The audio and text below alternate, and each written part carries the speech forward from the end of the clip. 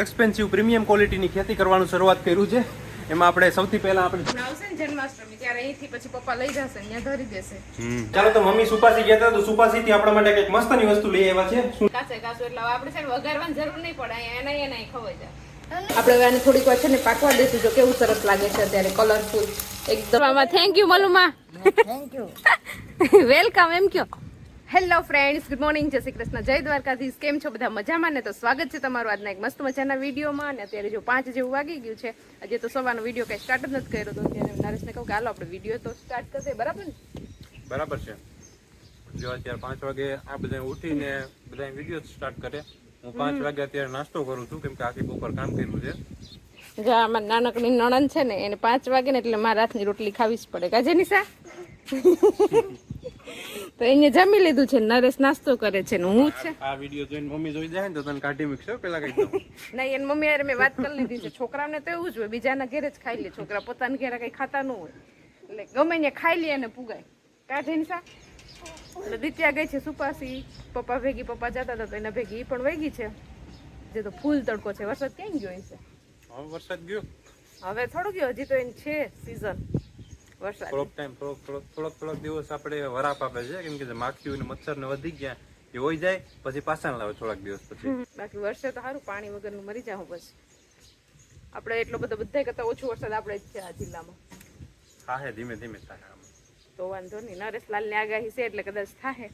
5:15 જેવું વાગી ગયું છે અને મારે છે ને આજે મગનું શાક બનાવવું છે. એટલે જો મેં મગ અહીંયા બાફી લીધા છે અને મગ અને ભાત તો હોય જ, પણ આજ ભાત જ બનાવું. પણ આ ગાજર ને ટમેટું મરચું ને એવું છે ને તો હું કે પુલાવ કરી નાખું. તો જેને પુલાવ ખાવા હશે પુલાવ ખાશે, મગનું શાક તો છે જ. પુલાવ માટે અહીંયા ભાત છે ને બાફા મૂકી દીધા છે અને ત્યાં ભાત બફાય ત્યાં સુધીમાં બધું કટિંગ કરી લો ને પછી આપણે મસ્ત મજાના પુલાવ વઘારી નાખશું. ચાલો તો ગઈકાલે આપણે થોડીક એક્સપેન્સિવ પ્રીમિયમ ક્વોલિટીની ખેતી કરવાનું શરૂઆત કર્યું છે. એમાં આપણે સૌથી પહેલા આપણે ચેરી અને પીચનું વાવેતર કર્યું છે. જો એટલામાં જ મેં વાવ્યું છે અત્યારે, એટલામાં આ ડબલામાં. હવે જોઈએ એ ઉગે કે નહીં. ઉગશે તો પછી આપણે આગળ ખેતરમાં જે છોડ ઉગી જશે એ આપણે ખેતરમાં વાવી આવશું. નહીં ઉગે તો પછી નાખી દેશું. અત્યારથી એવો પ્લાન કર્યો છે. ઉગી જાય ને પછી એમાં ફ્રૂટ્સ આવી જાય ને પછી તમે બધા લોકો છે ને મારી વાડીએ આવજો ખાવા. વાડીએ વાવવાનું છે ને? વાડીએ જો, અહીંયા ઘેર તો ક્યાં બ્લોકમાં ન ઉગે ને એટલા માટે તો આમાં વાવ્યું છે, વાડીએ ખેતરમાં. મને એમ કે બ્લોક તોડીને નરેશ વાવવાનું વિચાર કરતા હશે. અહીંયા જો આવી રીતના વાવ્યું હોય ને તો થઈ જાય. તો અહીંયા બ્લોક છે પણ સાઈડમાં. હા, તો આમાં કેવી શેરડી છે. આપણે અગાસીની ઉપર વહી ગઈ. અગાસી જો શેરડી ખાવી હોય ને તો ઉપર જઈને આપણે ખાઈ શકીએ. અગાસી જઈને શેરડી તોડીને ખાઈ લેવાનું. એવી જ રીતના અહીંયા ચેરી વાવી દીધી હોય તો ઝાડ અહીંયા થાય ને ઉપર અગાસી જઈને તોડી આવવાનું ચેરી. અને ખરેખર આ શેરડી મીઠી પણ થાય છે. અમે તમાથી ઘણી વાર તોડીને ખાધી છે. એકદમ પોચી અને મીઠી છે શેરડી. એટલે અહીંયા થઈ ગઈ, સારું કહેવાય. બાકી બધા ઝાડનું તો જો આપણે છે જ કુંડા મોટા મોટા. હા, એ તો છે જ. અને બાકી જો આપણે આનું એ કરીએ કે જન્માષ્ટમી આવે ત્યારે આજ આપણે જે શેરડી છે એ આપણે પ્રસાદમાં પણ ઉપયોગ કરી લઈએ છીએ. આવશે ને જન્માષ્ટમી ત્યારે અહીંથી પછી પપ્પા લઈ જશે, અહીંયા ધરી દેશે. ચાલો તો મમ્મી સુપાસી ગયા હતા તો સુપાસી થી આપણા માટે કંઈક મસ્તની વસ્તુ લઈ આવ્યા છે. શું લઈ આવ્યા છે આપણે જોઈ લઈએ. આપણે કુંડાળ કાઢે નથી, સીતાફળી. હા, રોડ ઉપર. રોડ ઉપર મૂકીને. હા, એટલે રોડ ઉપર હાઈવે ઉપર રોડ ને ટચ કરીને સીતાફળી છે. એમાં જો એટલે સીતાફળ લઈ આવ્યા. ટાઈમ મળ્યો નથી, હાલ ચાલ તો બાપા શું અમે તો સીતાફળ છે. હા, અરે થોડો અમે તો સીપાઈ ગયા. આ જો આ 3 પાકલ છે ને આ બીજા કાચા. બસ તો બોલો દેખો હા, જો કેળા પણ લઈ આવ્યા છે બીજા. બરોબર, ગામમાં પૈસા દેવા પડે ને, આ મફતમાં મળે. સમજાણું તને?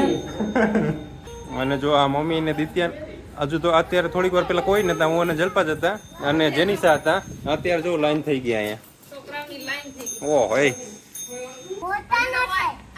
બધી સુધારવા બેઠી ના જોઈ લ્યો. બધા ત્રણેય બેહી ગયા. હું સુધારતી જાઉં ને બધા ખાતા જાય કાચે કાચું. એટલે આપણે છે ને વઘારવાની જરૂર નહીં પડે. એના ખવાઈ જાય. ચાલો તો જો છોકરાઓ છે ને રમી રમીને થઈ ગયા છે ભૂખા, એટલે ખાય છે અત્યારે બાફેલા મગ. મજા આવે છે ખાવાની?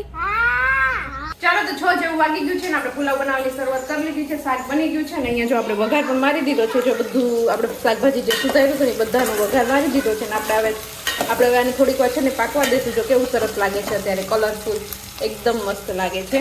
હવે થોડીક વાર એને બધો મસાલા નાખી અને પાકવા દઈશું ને પછી આપણે ભાત નાખી અને પુલાવ બનાવી નાખશું.